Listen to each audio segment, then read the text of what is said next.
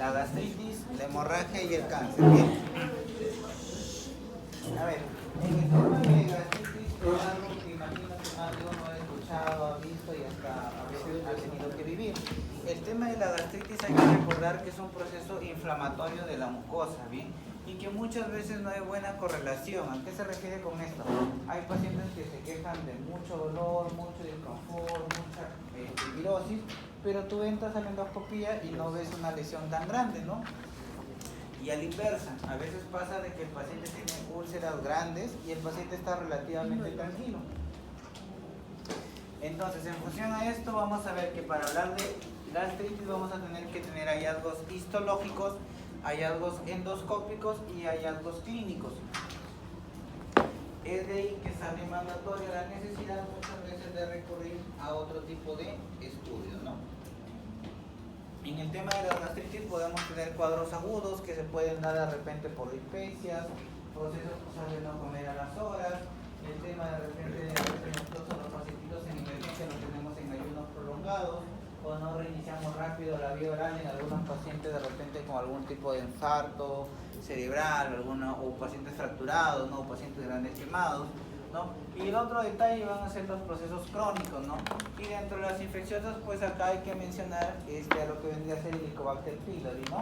El Helicobacter pylori, que va a ser pues la bacteria de moda que va a tener este escenario, ¿no? Lamentablemente mucho tema de recidivas, ¿no? Mayormente ya hasta cierto punto se entiende que cuando hay un desequilibrio entre lo que es la cantidad de Helicobacter pylori con la defensa del estómago, es cuando ya aparecen los síntomas, ¿no? Por ahí hay que recordar también este escenario de lo que vendrían a ser los Alzheimer, ¿no? Y acá en el estrés, pues nos hablan no tanto del estrés que nosotros le echamos la culpa que al examen, al curso, al congreso, ¿no? Hablamos de un estrés en el cual el paciente está luchando contra una infección, ¿no? De repente los pacientes con sepsis, con shock séptico, ellos sí están pasando por un estrés patológico que condiciona de repente a veces que no llega una buena cantidad de irrigación al estómago, que estas zonas del estómago queden hipóxicas, ¿no? Y que a partir de ese escenario empiece a desarrollar el aumento de lo que vendría a ser la presencia de este Helicobacter pylori. Bien, vamos a recordar acá entonces el tema de algunos agresores que hay sobre la mucosa gástrica que son de acción directa y otros que producen hipoxia, ¿no?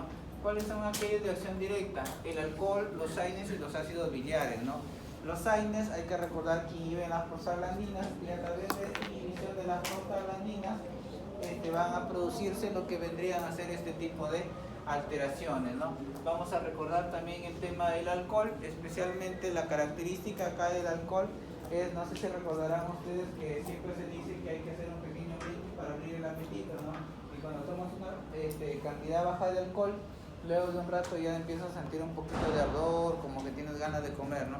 Es por este mismo escenario, ¿no? Los pacientes generalmente que toman el alcohol tienden a bajar la cantidad de esta cantidad de mucus gástrico y esto pues puede generar este aumento de la hipersecreción ácida, ¿no? El otro detalle también es que en los alcohólicos crónicos se da el escenario que el paciente toma alcohol pero no come, entonces por ahí también viene la otra justificación. Y los ácidos biliares pues vienen por el hecho de que el pH que tiene este ácido biliar está diseñado para el intestino y hay eventos de regurgitación biliar que sube del intestino al estómago y por eso es que produce la lesión, ¿no? Algo parecido a lo que vamos a mencionar en reflujo gástrico cuando hablemos de cuando el ácido del estómago sube al esófago, ¿no? Por acá, eventos de hipoxia de la mucosa, ¿cuáles van a ser? Los pacientes con trauma, quemados, con shock y con sepsis, ¿no? ¿Qué se refiere todo este grupo de pacientes? Es un grupo de pacientes en los cuales el cuerpo entra en la disyuntiva, ¿no? Tengo poca sangre, tengo poco oxígeno. ¿A quién me mando? ¿Al cerebro o al estómago? Bien, entonces el cuerpo se dice al cerebro. ¿Al corazón o al estómago? Al corazón. Entonces, al optar por redistribuir el flujo sanguíneo hacia esos lugares, va a llevar poco oxígeno, poca hemoglobina, pocos nutrientes al estómago y el estómago se empieza a debilitar. Y se va a aprovechar de esos sus agresores para que aparezcan esas lesiones de procesos inflamatorios. ¿Bien? Más o menos así vamos entendiendo esta idea. Y luego de esto pues vamos a ver que dentro de lo que vendrían a ser los agentes exógenos vamos a tener el Helicobacter pylori, AINES, las drogas, alcohol, los cáusticos. Por acá recordar que en cáusticos está la lejía, ¿no? muchos de ellos que quieren matarse por amor y tomar energía, ¿no? Hay que recordar que si ya tomaron, lo único que te queda es hacer que eso siga saliendo nomás, ¿no? A veces por apurados queremos regresarlo y más bien producimos una doble lesión. Por ahí tener un poquito de cuidado con eso. La radiación también puede darse en algunos pacientitos que entran a radioterapias. El tema de las mujeres que tienen los problemas de celis, que les hacen estas radioterapias, a veces tienden a producir esta radioterapia, además de matar el tumor, pueden quemar, ¿no? Y si son personas muy chiquitas o la radioterapia es muy extensa, a veces puede lesionar la parte de cara inferior del estómago, ¿no? Y puede producir un poco de lesión. Otro escenario acá de factor endógeno que es importante que sepan es el tema de la urea. Cuando la urea está por encima de 200 se puede producir una gastropatía urémica. ¿Sí? No sé si alguno de ustedes ha tenido la oportunidad de repente de ir al campo por ahí donde hay ganado de vaca, pero ganado un montón de vacas, pues no una, dos vaquitas. Donde hay varias vacas, el tema del excremento de la vaca tiene bastante urea. Entonces, si tú entras con los pies descalzos, esa urea quema. O los que han tenido alguna vez la oportunidad de ir a sembrar y coger el abono, que es urea, también eso quema. Bien, entonces esa concentración de urea es lo que está demasiado alto en la sangre, y cuando esa sangre pasa por el estómago le irrita y le inflama y se produce lo que característicamente es un sangrado en napa. Bien, ahora este sangrado en napa significa en capa, ¿no? O sea, toda una estructura del estómago se inflama, se irrita, es como si le hicieran un raspón al estómago. Bien, y eso sangra. Entonces ahí gastro, lo único que entra, ve la endoscopía, ve sangrado y dice el problema es la urea. Si no le baja la urea no le voy a parar el sangrado con nada. Sale el gastro y te lo deja ahí a ti para que lo llames al médico, lo bendices y hagas esas cosas, ¿no? Entonces por ahí tener cuidado que la urea puede producir este escenario, ¿no? Algunas lesiones autoinmunes, la pepsina, la sal biliar y el jugo pancreático, ¿no? Por ahí entonces recordar estos factores que pudieran ir ahí, ¿no?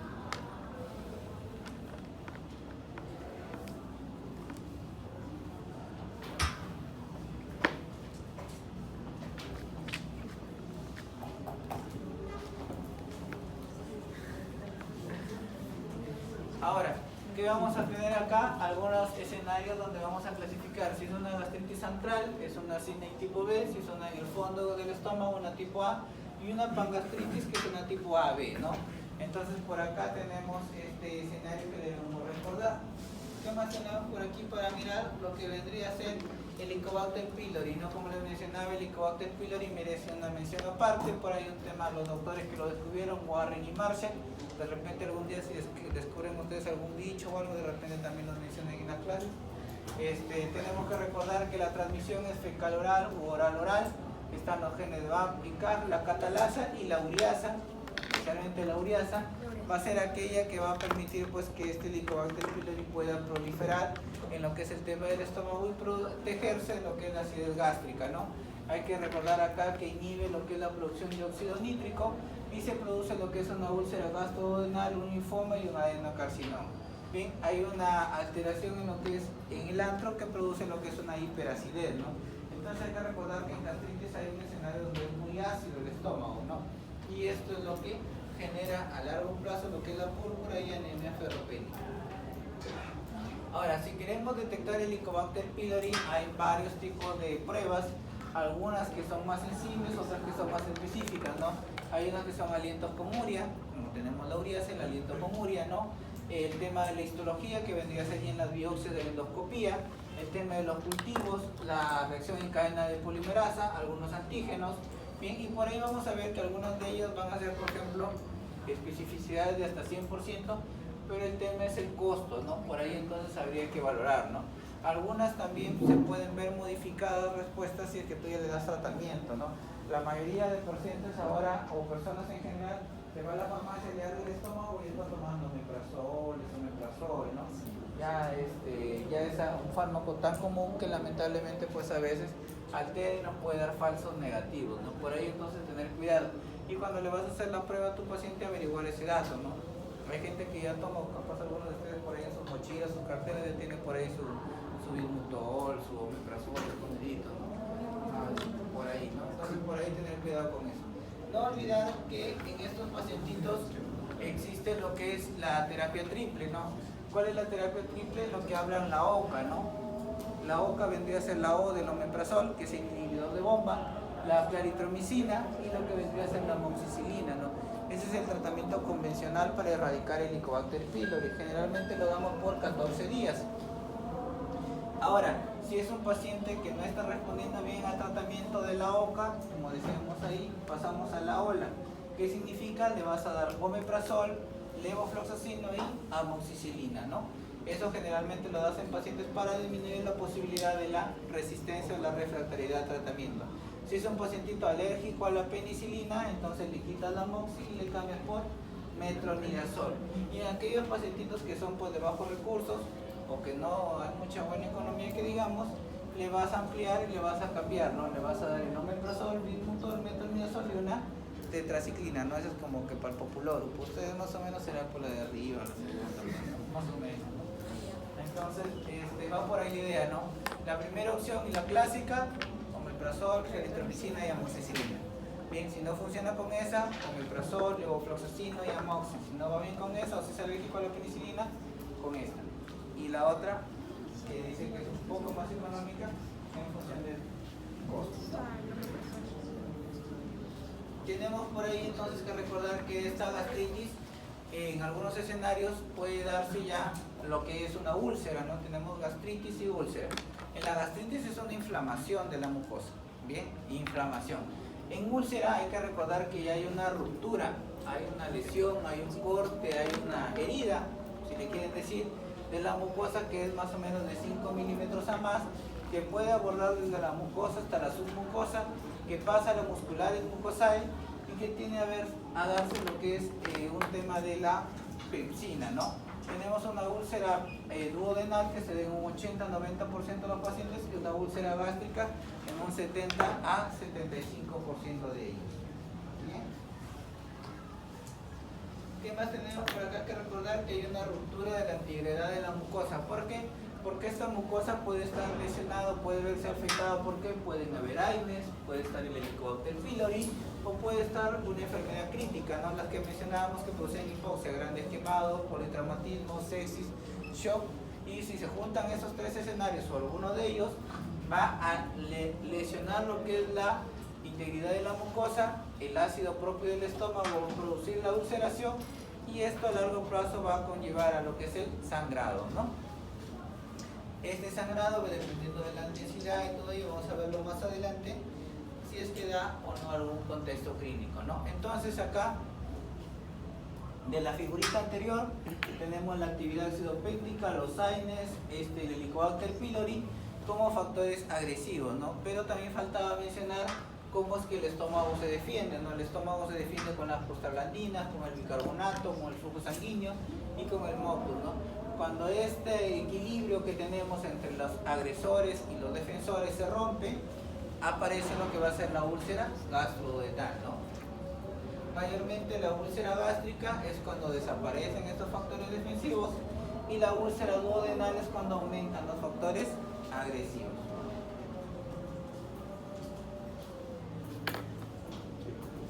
En el cuadro clínico que tenemos epigastralgia, eructos, náusea, vómitos, melena, hematemesis y la hematoquesia como algunos escenarios para tener en consideración.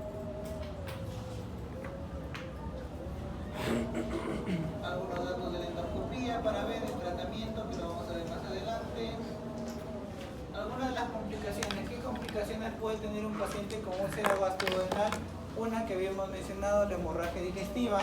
Un cuadro un poquito más severo puede darse lo que es la perforación, la penetración de la cavidad abdominal y también podrían darse cuadros de obstrucción, ¿no? A veces por el mismo tema, reflejo que puede darse acá. En la perforación generalmente vamos a ver que escapa aire a un lugar donde no corresponde, ahí puede verse aire en el espacio subdiafragmático, ¿no? En el proceso obstructivo mayormente son manejos quirúrgicos y por ahí, bueno, esta parte de la escala de Forrest que vamos a mencionarla de acá. En el tratamiento mayormente lo que buscamos es erradicar el Helicobacter pylori, ¿no? Mayormente lo que vamos a tratar es dar un tratamiento continuo y lo que sí hay que tener un poquito de cuidado es en los pacientitos que tienen úlcera y necesitan el tema de la antiagregación, ¿no? Pueden ser unos pacientes con úlcera, pero son pacientes que han tenido un infarto de miocardio, que han infartado el corazón y deben tomar aspirina, clopidogrel y esos son antiagregantes, ¿no? muchas veces en estos pacientes generalmente hay que tener cuidado porque este mismo clopidogrel y la aspirina compiten contra lo que vendría a ser el citocromo P450 que metaboliza los IBP, ¿no? Entonces por aquí a veces hay que priorizar un poquito y bajar un poco la carga o pasar el antiagregante por un anticoagulante. Entonces acá hay que recordar este mensaje, ¿no? La úlcera gastroduodenal es la causa más frecuente de hemorragia, la etiología más frecuente es la infección por Helicobacter pylori, el manejo inicial es la clave para disminuir la mortalidad y la endoscopía es útil para determinar la etiología y el pronóstico, ¿bien? Entonces no se olviden, úlcera, gastritis, procesos inflamatorios, procesos infecciosos, Helicobacter, cómo diagnosticarlo, las diferentes técnicas que tienen, los diferentes tratamientos que pueden manejar ahí. Bien, tener cuidado con eso. Y de aquí pasamos ya a una de las complicaciones de esta úlcera, que es la hemorragia.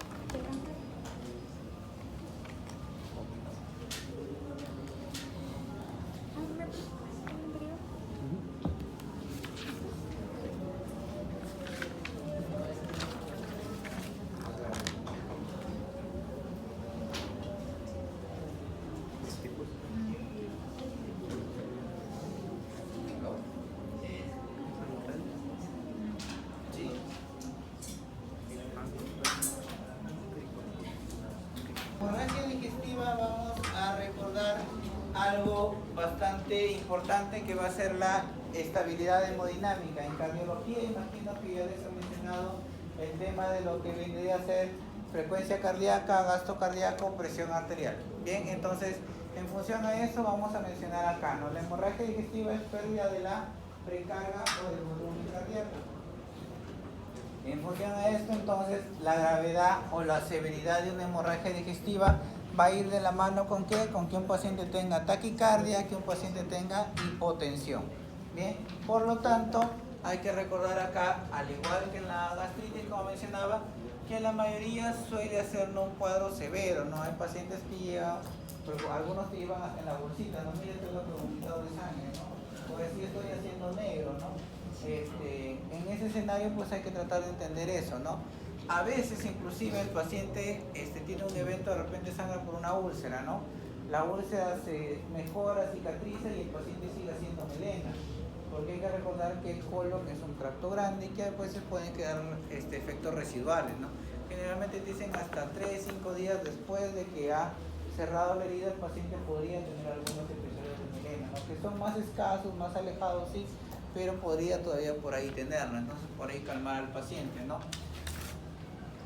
La mortalidad, como ven ustedes ahí, relativamente no es muy alta, ¿no? 5 a 10%. Bien, por ahí hay que recordar entonces que el 80% de estas endoscopías, de estas hemorragias, perdón, se resuelven esperando la endoscopía, ¿no? A veces ya cuando le hacen la endoscopía, el paciente 2-3 días después encuentra ya una hemorragia inactiva, ya ven el coágulo, el tapón, ahí no. Idealmente te dice que cuando es una endoscopía de emergencia debería hacerse en las primeras 6 horas, hasta en las primeras 24. Lamentablemente nuestro sistema de salud no lo permite, ¿no? La mitad son generalmente altas, el otro 40% bajas y un 10% indeterminado va a corresponder a ¿qué? Algunos de ustedes imagino que ya han podido ver una endoscopía al menos. Sí, correcto. ¿Hasta dónde llega el endoscopio?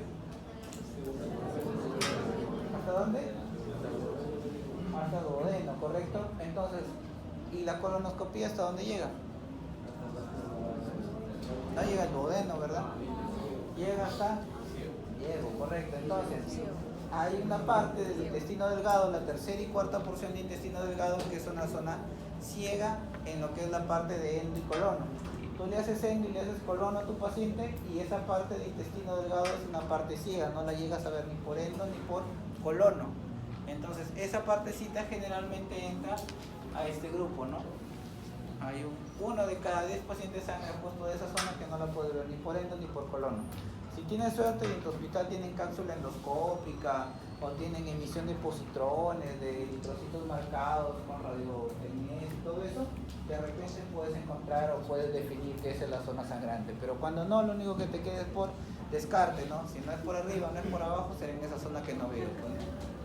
Ya, pues, ¿no? Y ahí más o menos lo defines a tu pacientito, ¿bien?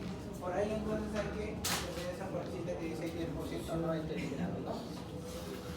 Bien, entonces ahí lo que hay que preguntar es eso, no hay que diferenciar si es un vómito con sangre, si es una deposición negra como la brea, si es un episodio de sangrado con heces o es solamente sangre lo que se expulsa durante el momento de la evacuación o la defecación. Bien.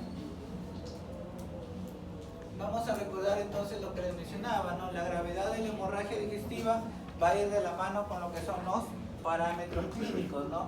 Un paciente con sangrado o con un cuadro leve va a tener un episodio sintomático, ¿no? Generalmente es una pérdida del 10%, ¿no? Y 10% es relativo, ¿no? Porque es considerable, perdón, de relativo. ¿A qué quiero decir? Que si hablamos de que una persona tiene 5 litros, ¿no? El 10% son 500, ¿no?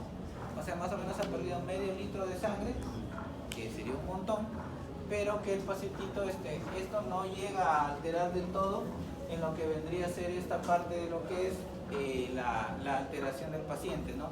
Lo que sí hay que recordar es que cuando ya empieza a aumentar lo que es las pérdidas, ¿no? Vemos a ver lo que son alteraciones. Empieza a ver palidez, frialdad, cambios posturales, el paciente se está sentado y se para de golpe como que le va a dar mareo, vértigo, ¿no?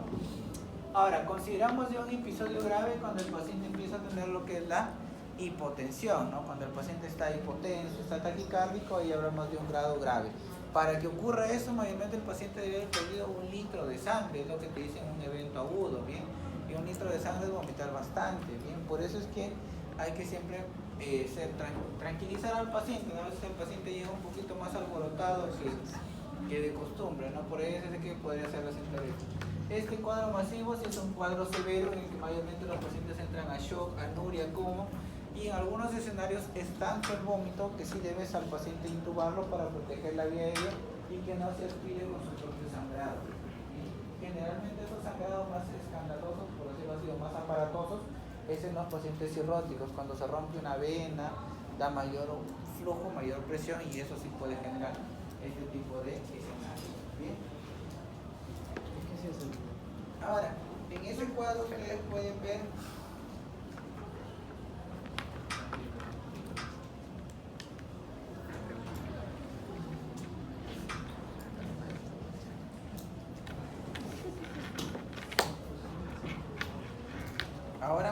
ustedes acá lo que mencionábamos antes, ¿no? Que la principal causa de hemorragia digestiva es la úlcera péptica, ¿no?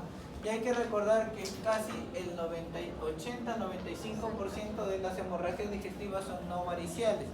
Bien, entonces hay que ver por ahí que tenemos úlceras, gastritis, esofagitis, Mayer-Weiss. Por ahí de repente esta de varices debió estar un poquito más acá para diferenciar, ¿no? De que ese 5 a 20% de pacientitos son ya cirróticos, ¿no? Por ahí hay que tener cuidado en ese cuadrito para entenderlo bien.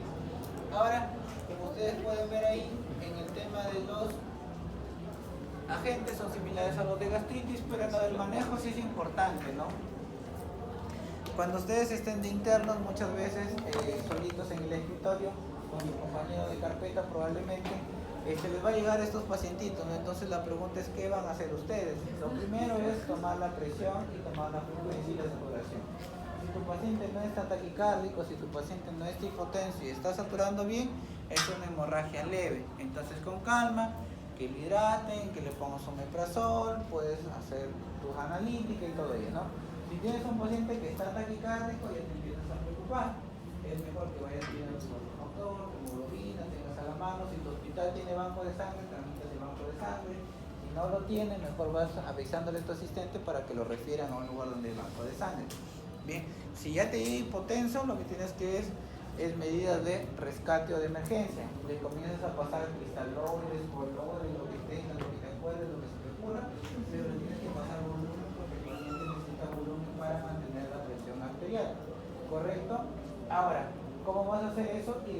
paciente con hemorragia digestiva que ya está hipotenso debe tener al menos 2 vías periféricas o una vía central. Vía central es difícil que puedan poner ustedes, pero al menos las periféricas sí pueden ustedes canalizarla o decirle a la enfermera que le pongan. ¿Por qué? Porque por una va a pasar el tema de los fluidos y por otra generalmente a veces, si el que es pertinente, se puede ir transfundiendo al paciente. ¿Bien? Ahora, si ya tienes un episodio masivo, lo único que te queda es canalizar vías y traerlo a tu paciente directo. ¿Bien? Ahora, en las medidas farmacológicas que vamos a mencionar lo que era la hidratación.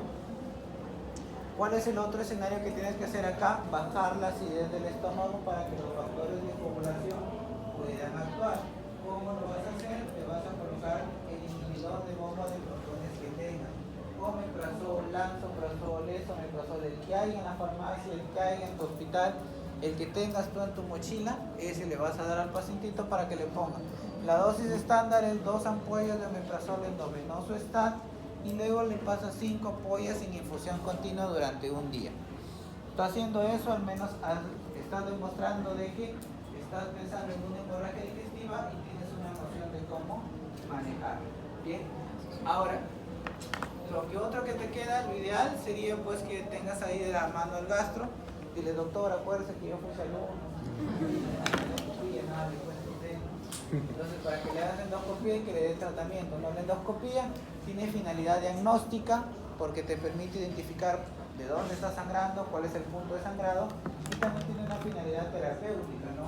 De repente es un vacío roto, puede entrar de repente y inyectar adrenalina y para el sangrado. Es una varice, de repente le puede hacer una ligadura y detiene el sangrado, ¿no? Ahora, los factores de riesgo, las comorbilidades va un poco ya más para después de, ¿no? Una vez que esté estabilizado tendrían que averiguar, ¿no? De repente, si es un sangrado porque toma muchos años, porque le duele la espalda, listo, le continúa el dolor de espalda con otros medicamentos que no se dañen y enseñan a tu paciente que ya no los tome, ¿no? Porque si no, pues no te sirve de mucho haber salvadole la vida si el paciente una vez que se va de alta, va de nuevo a seguir tomando Aines, ¿no? Por ahí va más o menos esa idea. Bien, entonces con esa parte captada, básicamente podemos avanzar, ¿no? Ahora, para predecir el tema de que tu paciente vuelva a sangrar o de que se pueda morir, tienes que ver el hecho de la edad del paciente, cómo está el estado hemodinámico, si tiene o no tiene comorbilidades, qué es lo que encuentra la endoscopía y si es que se puede ver el sangrado, ¿no? Con eso tiene la escala de Rockall para poder predecir este escenario, ¿no? Si tu paciente puede resangrar o tiene probabilidad de elevada mortalidad, ¿no? Acá te dice, por ejemplo, un paciente con menos de 2 puntos vendría a tener una mínima posibilidad de resangrado y una mínima posibilidad de mortalidad. Luego tenemos el tema, lo que les mencionaba, la hidratación, el IVP, la disminución del sangrado, las úlceras limpias, vitaminas K, antibióticos, ¿no?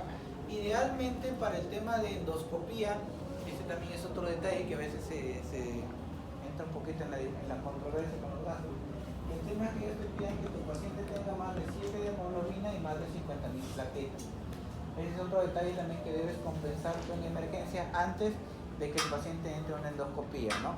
Más de 7 de hemoglobina y más de 50.000 plaquetas. Porque hay riesgo de que si no cumple estos criterios al momento que entre el paciente a la endoscopía puede tener una parada. Hay que recordar que en la endoscopía lo van a sedar al paciente, ¿no? Si vas a sedar a alguien que está anémico, pues vas a hacer más profunda la sedación y puede entrar un paro respiratorio. Si vas a entrar un tubo a un paciente que tiene bajas plaquetas, a veces tú pasas con el endoscopio por más finito que sea, si topas una pared o rasgas algo, vas a hacer un sangrado más severo del que ya tiene, ¿no? Las endoscopías que se hacen así en traumashock, esas sí son de guerra, no es como que el paciente sabe que con la endoscopía o puede vivir o puede morir, no es una moneda al aire. Bien, para ahí tener cuidado con esos detalles entonces. Ahora, el tema de los tiempos, ¿no? Idealmente, las endoscopías de emergencia, como les digo, antes de 6 horas, urgentes en 12, temprano en 24, pero lamentablemente en nuestros hospitales la mayoría terminan siendo electivas a pesar de estar en emergencia, no más de 24 horas. Luego, después de eso, hay que ver el tema de lo que les mencionaba, diagnóstico, pronóstico y terapéutico por el rol. ¿Y qué es lo que encuentras, no? Cuando tú entras a la endoscopía, tienes varias opciones, ¿no? Entonces existe lo que es la escala de Forrest, en la que nos habla que un Forres tipo 1 es cuando tú entras y ves sangrado activo.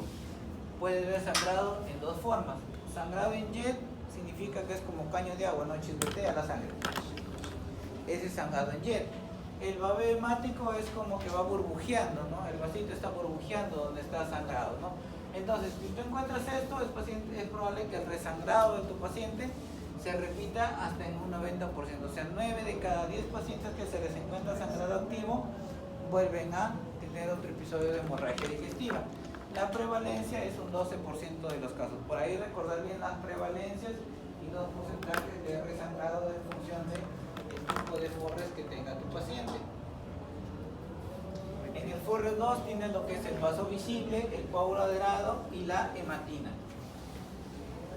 Y la mayoría de pacientes que tenemos nosotros que encontramos ya en endoscopía son estos, ¿no? Los Forres 3, que son pacientes en los cuales ya está la hemorragia inactiva, no hay una costrita, ya está ahí todo bonito, ¿no?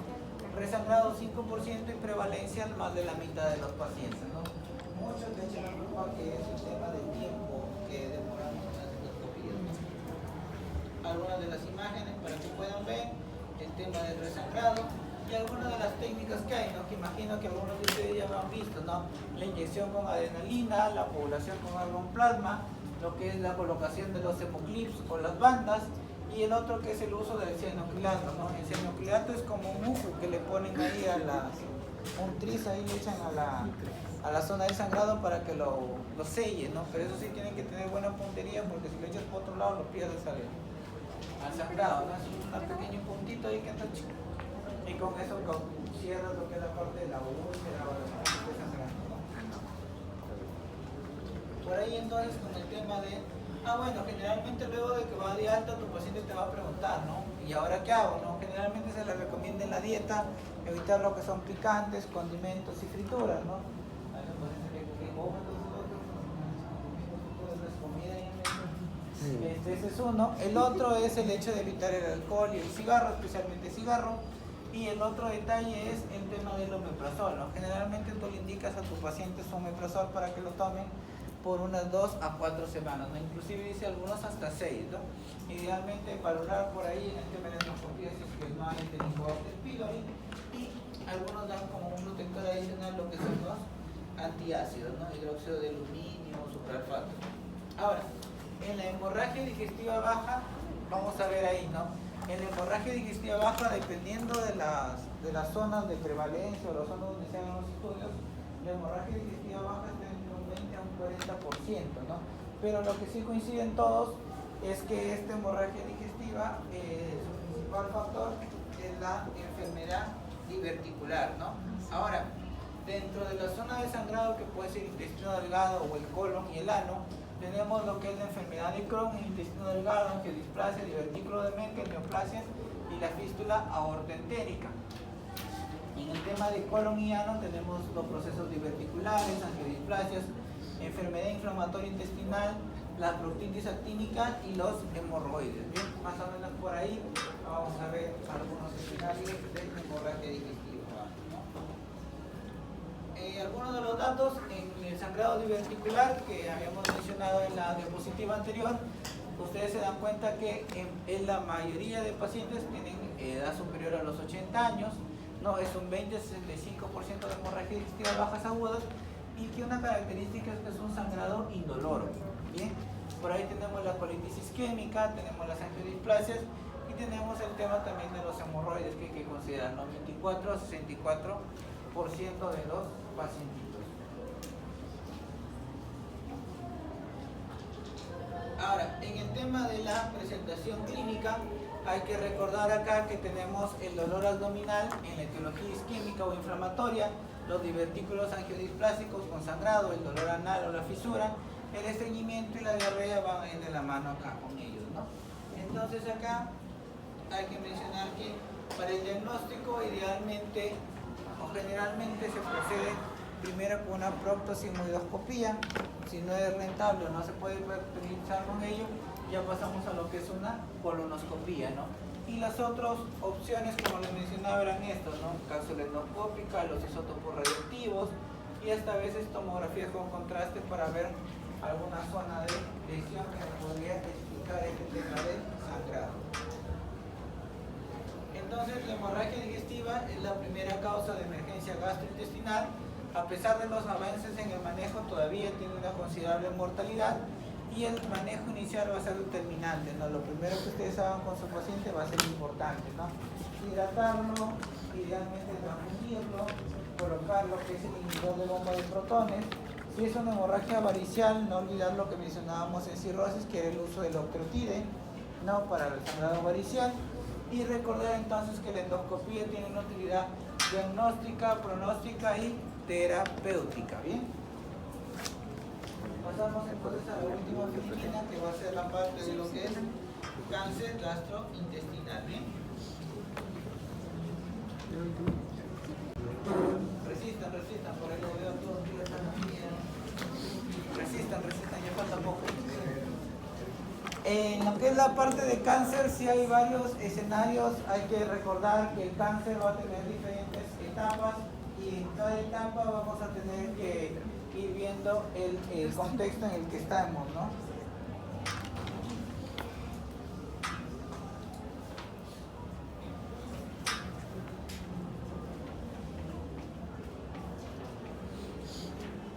Bien, entonces en este escenario tenemos lo que son tumores de esófago, en el cual vamos a ver lo que es el carcinoma epidermoide, adenocarcinoma, mucodermoides, el melanoma, el carcinoma verrucosa y otros tipos más, ¿no?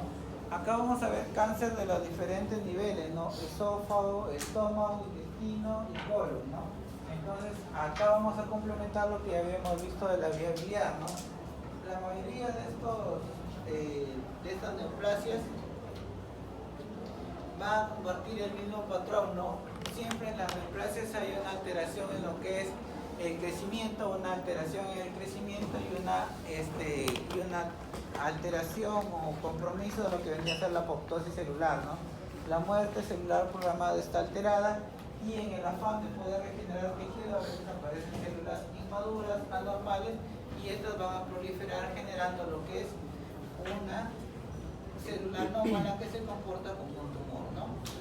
Entonces, esto sí es importante que lo tengan presente, que lo recuerden, que en el cáncer de esófago vamos a tener el carcinoma epidermoide y vamos a tener el adenocarcinoma. Los factores de riesgo sí acá bien claritos, bien precisos, ténganlos en cuenta, especialmente por acá, el esófago de Barré, la raza blanca, el sexo masculino, la obesidad, el ERGE, son factores para adenocarcinoma, ¿no? Y por ahí hay algunos más que van para el epidermoide. ¿Se piden?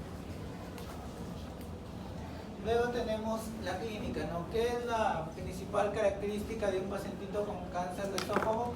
Es la disfagia, ¿bien?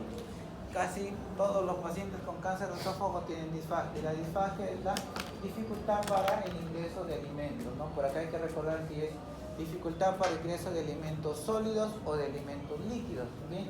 Y en función a eso vamos a poder valorar, ¿no? Si es progresiva, generalmente son procesos neurodegenerativos. Cuando es directo con sólidos, en la mayoría de escenarios podemos tener este tipo de pacientitos, ¿no? Obviamente si no puede comer va a bajar de peso, va a tener poco apetito, ¿no?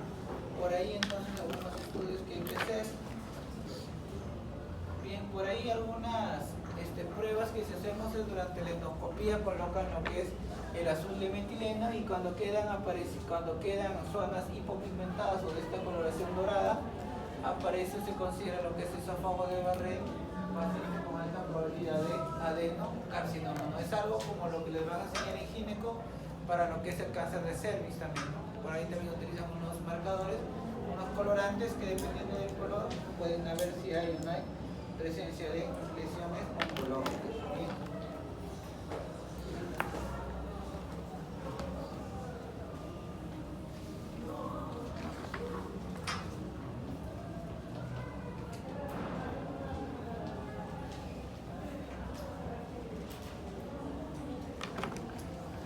Vamos a ver entonces acá lo que es el esófago de Barré como alguna de las características que había que mencionar.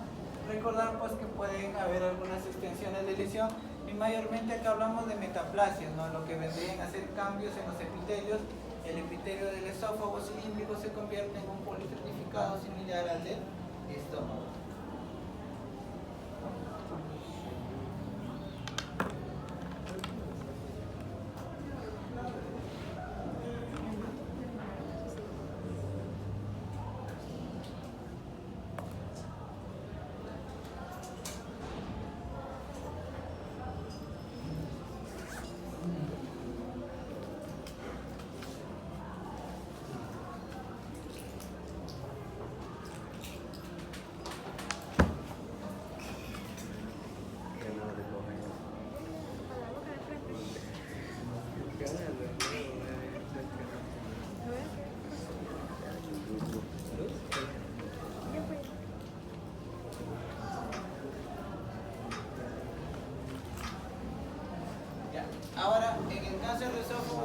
recordar que la incidencia es de 0.5 pacientes por año. Bien, predomina más en los pacientes varones cuando tienen más de 50 años, cuando hay una enfermedad por reflujo de larga duración, pacientes de raza blanca, obesos, con tabaco y con antecedentes familiares de displasias, adenocarcinomas, ¿no? Por ahí, o esófago de Barré. Bien, por ahí entonces hay que ver la parte del esófago. Por ahí algunos de los estadiajes, las láminas, las zonas que hay que ver y algunos de los tratamientos en lo que es la parte terapéutica. A veces tenemos lo que es la fotodinamia, la plasma, la crioterapia, ablación o cirugía, ¿no? Igual, si encuentras una lesión, una tumoración, sacarla, ¿no? Cuando ya no se puede o cuando es muy avanzado, lo que hacen es más o menos dilatar para que pueda el paciente recuperar lo que es la mejorar para alimentarse básicamente, ¿no? Por ahí hay que recordar que en el cáncer de esófago tenemos una supervivencia a los 5 años, es más para pacientes que tienen unas lesiones intramucosas, ¿no? Conforme la lesión va siendo más externa, es menos la probabilidad de sobrevivir.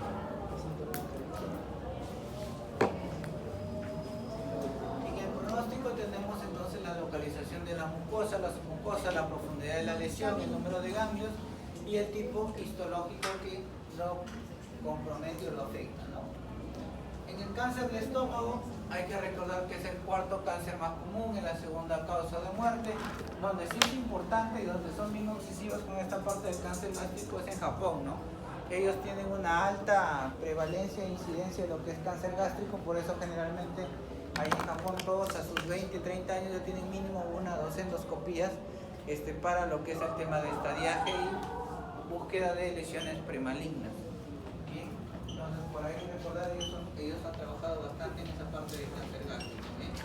Los factores de riesgo, ¿cuáles son?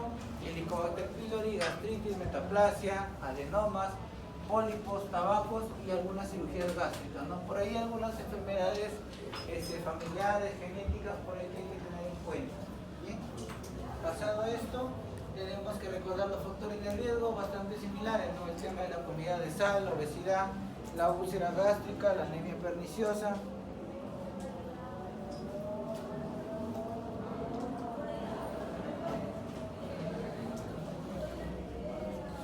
Bien, entonces por acá hay que recordar ingesta de nitritos, Epstein-Barr, hormona reproductiva y el grupo sanguíneo.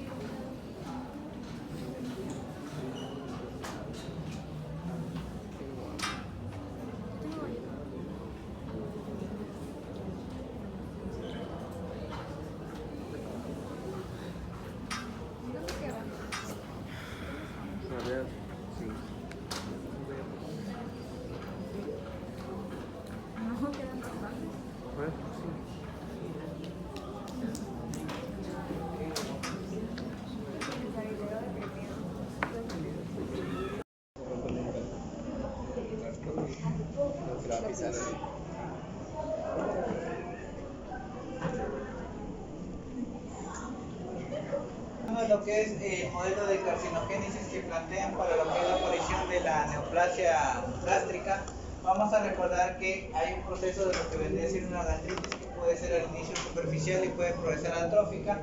Vamos a ver acá que incide lo que es el Helicobacter pylori y la sal, y esto va a llevarnos a lo que es esto, ¿no? Cuando llegamos acá a una metaplasia, hablamos de una transición de epitelio, ¿no? Hay un epitelio que no corresponde, que está creciendo anormalmente. Esto se puede deber a un sobrecrecimiento celular, al aumento de radicales libres o al aumento del amonio, ¿no? También por acá podemos considerar estos factores que van a progresar o que van a acelerar que se convierta de una metaplasia a una displasia: el aumento de la cena, dieta, fumar y la baja ingesta de frutas y de vitamina C, ¿no? Posteriormente, si esto persiste y aumenta lo que es las nitrosaminas y la proliferación de estas células displásicas, ya vamos a presentar lo que es el tema del cáncer, ¿no? Este es el modelo que propone Pelayo Correa, ¿no? Para la aparición de este tipo de neoplasias. ¿Cuáles son los escenarios en los que se desarrolla este cáncer gástrico? En pacientes de estrato socioeconómico bajo, en pacientes que no tengan cómo refrigerar los alimentos, en los vegetales, las frutas, en los pacientes que consuman tabaco y alcohol, y en el tema de la sal y las comidas ahumadas. Hay un daño de la mucosa, generalmente lesiones procancerígenas, y hay un problema de antioxidantes también, ¿no? Y eso generalmente sumado todo va a generar lo que es el cáncer gástrico.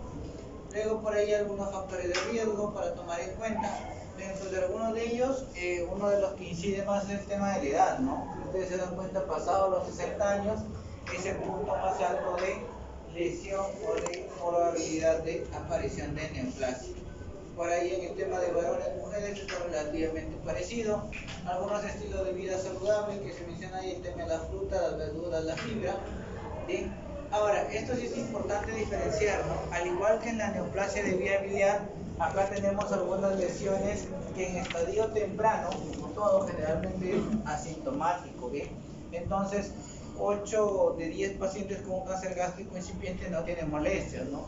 Hay un pequeño grupo de ellos que tiene un poco de molestias tipo úlcera péptica y a veces eso puede confundir al paciente, ¿no? Muchas veces le decimos gastritis y durante muchos años lo dejamos pasar y al final termina siendo una neoplasia de estómago, ¿bien?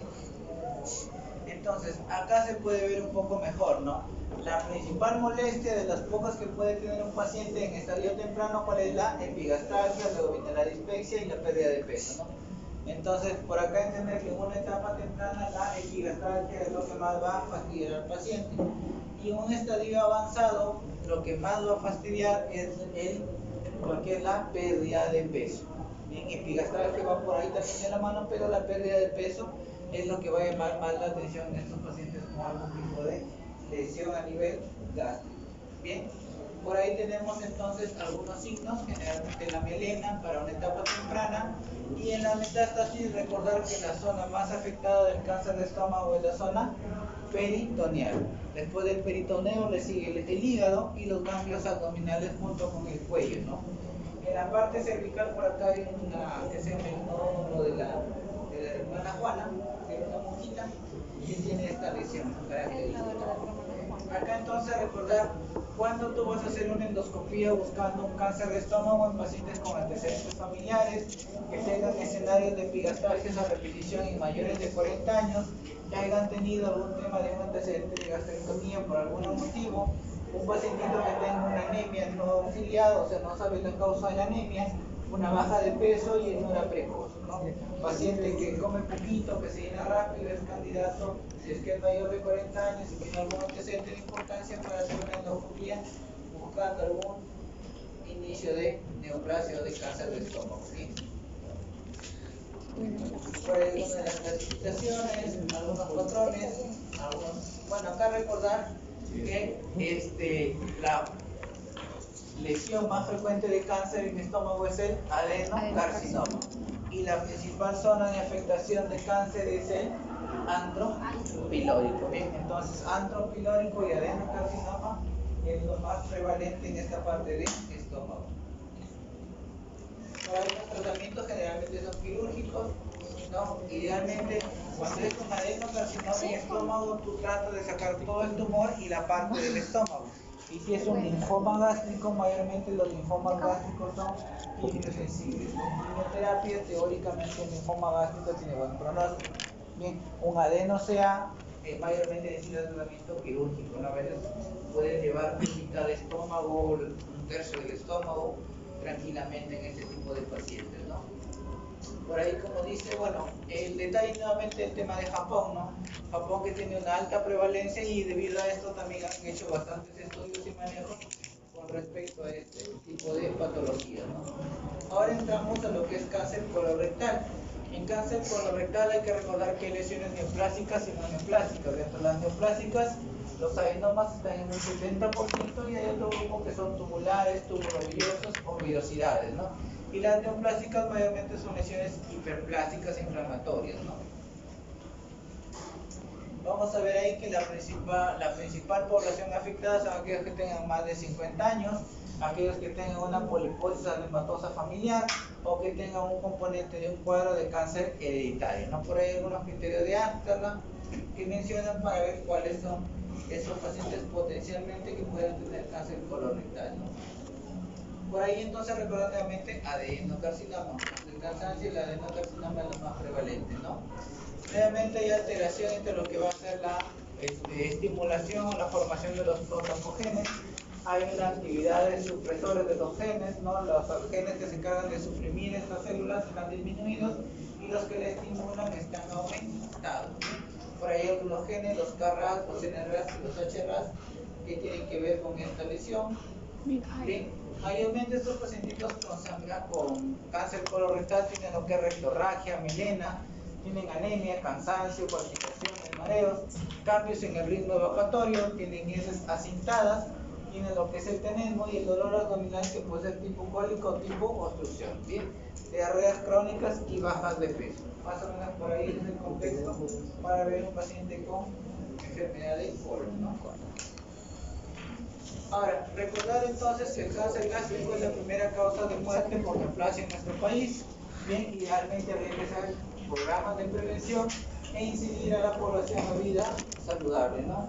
Los signos de alarma generalmente siempre son pacientes que están bajando de peso, pacientes que se llenan rápido, pacientes con eventos de hemorragia digestiva, y en lo que es la parte de colon es el componente familiar, alteración del ritmo evacuatorio, episodios de estreñimiento, episodios de diarrea, para poder pensar en este tipo de patologías. ¿Dudas, preguntas, inquietudes, quejas? ¿Alguien? ¿Nada? ¿Sí? ¿Los que pueden despertar? Esto quedamos entonces hasta el miércoles.